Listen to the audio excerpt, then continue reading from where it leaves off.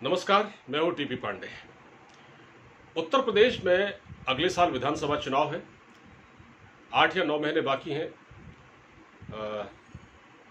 साल 2022 की पहली तिमाही में ही विधानसभा चुनाव होंगे और बीजेपी ने चुनावी ढोल की बजाना शुरू कर दिया है। बीजेपी ने जैसे बंगाल में किया था 7-8 महीने पहले, उसी तरह से उत्तर प्रदेश में भी इधर कोरोना का ग्राफ थोड़ा कम हो रहा है और बीजेपी ने चुनाव की ढोल की बजाना शुरू कर दिया है।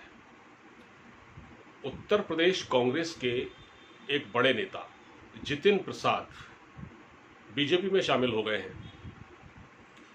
उनको बाकायदा पीयूष गोयल ने बीजेपी में शामिल कराया एक समारोह में। जेपी नड्डा भी मौजूद थे, बीजेपी के अध्यक्ष। अब वो कांग्रेस से बीजेपी में आए हैं, तो कांग्रेस तो अभी कहीं गिनती में भी नहीं है उत्तर प्रदेश में। प्रियंका गांधी वहाँ का जिम्मा संभाल रही हैं और जितिन प्रसाद टीम राहुल के मेंबर थे, जिसमें मिलिंद देवड़ा, इसमें सचिन पायलट, ज्योतिरादित्य सिंधिया और अब ये सब टीम राहुल के मेंबर हैं। और ज्योतिरादित्य तो आ चुके हैं बीजेपी में, सचिन पायलट आते आते रह गए, मजबूरी में कांग्रेस में लौट गए और जितिन प्रसाद तो आ ही गए हैं। मिलिंद देवड़ा भी जो ट्वीट्स करते हैं वो पता नहीं कब आते हैं, हो सकता है कि जैसे जैसे चुनाव नज़दीक आए शायद उनका भी नंबर लग जाए। लेकिन सवाल इस बात का है कि इससे बीजेपी को गेन क्या होगा। कुछ लोग कह रहे हैं कि बीजेपी का कांग्रेसीकरण हो रहा है, हो चुका है। जितिन प्रसाद उत्तर प्रदेश में ब्राह्मण नेता के तौर पर जाने जाते थे अब तक। और वो जितेंद्र प्रसाद जो एक वरिष्ठ कांग्रेसी नेता, जो 98 में सोनिया गांधी के खिलाफ जिन्होंने कांग्रेस अध्यक्ष पद का चुनाव लड़ा था, मतलब उनको चुनौती दी थी जिसमें वो हार गए थे और बाद में उनकी डेथ भी हो गई। उनके बेटे हैं जितिन प्रसाद। ये शाहजहांपुर से 2004 में जीते थे और लोकसभा पहुंचे थे।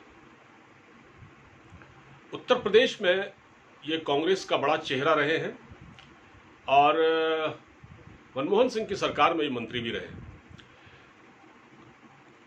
अब बात यह है कि कांग्रेस की स्थिति तो आप सबको मालूम है उत्तर प्रदेश में क्या है, तो कांग्रेस का जिक्र करना समय खराब करने जैसी बात है। बात यह है कि जितिन प्रसाद बीजेपी के लिए क्या साबित होंगे, बीजेपी के लिए लायबिलिटी या एसेट्स। बीजेपी में योगी आदित्यनाथ इस समय मुख्यमंत्री हैं, युवा चेहरा है। कुछ समय पहले चर्चा चल रही थी योगी आदित्यनाथ को लेकर भी कि योगी आदित्यनाथ की कुर्सी खतरे में पड़ गई। खैर अब तो वो शांत है मामला। मगर योगी आदित्यनाथ से जो वहाँ ब्राह्मणों की नाराज़गी थी उत्तर प्रदेश में, जैसे बताया जाता था कि ब्राह्मणों को अपमानित किया जाता है और जो अच्छे अच्छे पद हैं, मलाईदार पद, उसमें क्षत्रिय समाज के लोग, ठाकुर समाज के लोग बैठे हैं और वो ठाकुरों को प्रमोट करते हैं, इस तरह के इल्ज़ाम लगे।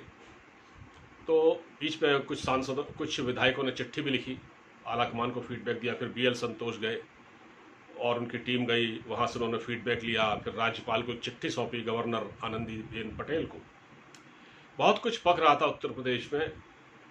तो ब्राह्मणों को साधने के लिए, ऐसा कहा जा रहा है कि ब्राह्मणों को साधने के लिए, क्योंकि उत्तर प्रदेश में ब्राह्मणों का वोट 10 से 13% करीब है, तो 13% ब्राह्मण महत्वपूर्ण साबित हो सकते हैं वोटों के लिहाज से। अगर ये नाराज़ हुए तो या तो ये कांग्रेस, समाजवादी पार्टी और BSP, तीन ही तो पार्टियां हैं, कहीं हो सकता है बढ़ जाए।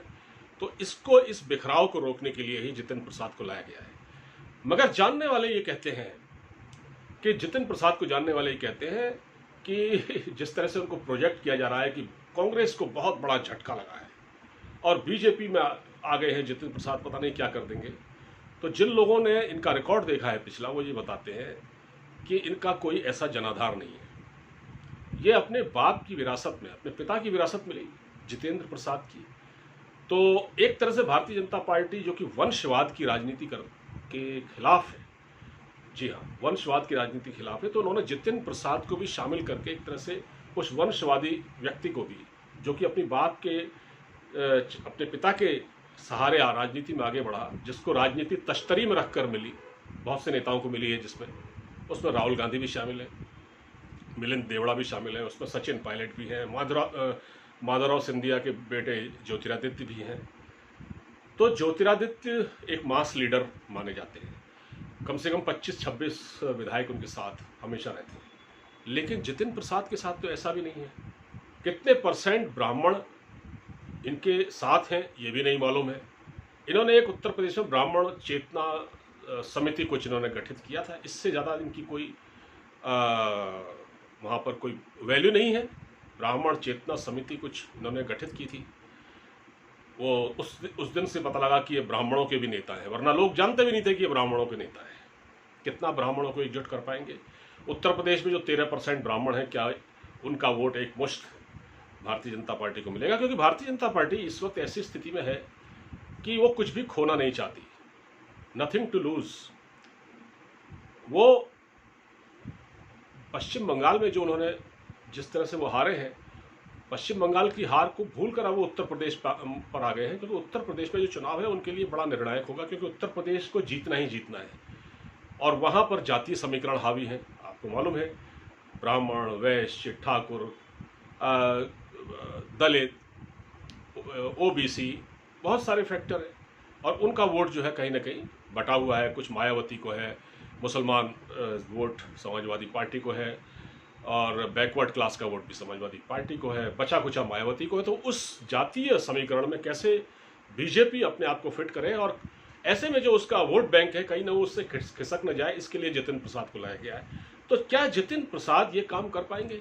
जो उनको जानने वाले लोग कहते हैं कि जितिन प्रसाद ने ऐसा कोई काम नहीं किया, ऐसा कोई संघर्ष नहीं किया कांग्रेस में रहकर, कभी वो ऐसा नहीं दिखा कि वो कहीं पद यात्रा करते दिखे गए हो, कोई उन्होंने बहुत बड़ा स्ट्रगल किया हो, पार्टी के लिए कोई ऐसा काम किया हो कि वो आज आकर बीजेपी में भारतीय जनता पार्टी का भला कर देंगे। और भारतीय जनता पार्टी में उनको मिलना क्या है?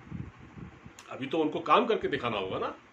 ज्योतिरादित्य सिंधिया, जिनके साथ इतने नेता पीछे थे, वो तक तो उनको तक तो बीजेपी में ज़्यादा से ज़्यादा एक राज्यसभा की मेंबरशिप मिल गई, उससे ज़्यादा क्या मिला उनको? कोई मुख्यमंत्री तो नहीं बनाया मध्य प्रदेश में, मुख्यमंत्री तो शिवराज सिंह चौहान ही है ना आज की तारीख में। तो बीजेपी में आकर माफ़ कीजिए, ये जितिन प्रसाद, इनको क्या मिलेगा? तो ये एक अपने आप में बहुत बड़ा सवाल है। आपको मालूम होगा कि जगदम्बिका पाल एक कांग्रेस के नेता हुआ करते थे। जगदम्बिका पाल बेचारे संघर्ष करते रह गए, उनको भी आज तक भारतीय जनता पार्टी में वो सम्मान नहीं मिला जो उनको मिलना चाहिए था। और बहुत सीनियर नेता हैं, युवा नेता माने जाते थे, उनको नहीं मिला। तो जितिन प्रसाद, तो बीजेपी क्या करती है? बीजेपी यूज एंड थ्रो की नीति अपनाती है, इस्तेमाल करो और फेंक दो। तो अगर ये आए तो मुस्तकबिल में इनका क्या भविष्य रहता है ये तो भगवान जाने। भारतीय जनता पार्टी को कितने वोट दिला पाते हैं ये हम भी नहीं कह सकते, और इनको जानने वाले ये बताते हैं। बस बीजेपी ने एक दांव खेला है, अगर इसमें सफल होते हैं। और दूसरा ये भी है कि योगी आदित्यनाथ जिस तरह से वहाँ पर काम कर रहे थे, उनको भी पार्टी ने एक नेता ऐसा ला के दे दिया है सामने कि हाँ भाई ठीक है, अब तुम्हारे साथ ये भी है, थोड़ा सा ठीक से काम करो। बस यही वाली बात है, उससे ज़्यादा ये कुछ नहीं है। ठीक है, फिलहाल इस वीडियो में आपको अगर ये कंटेंट अच्छा लगा हो तो इसको शेयर कीजिएगा, अपना फीडबैक दीजिएगा। इजाज़त दीजिए, नमस्कार।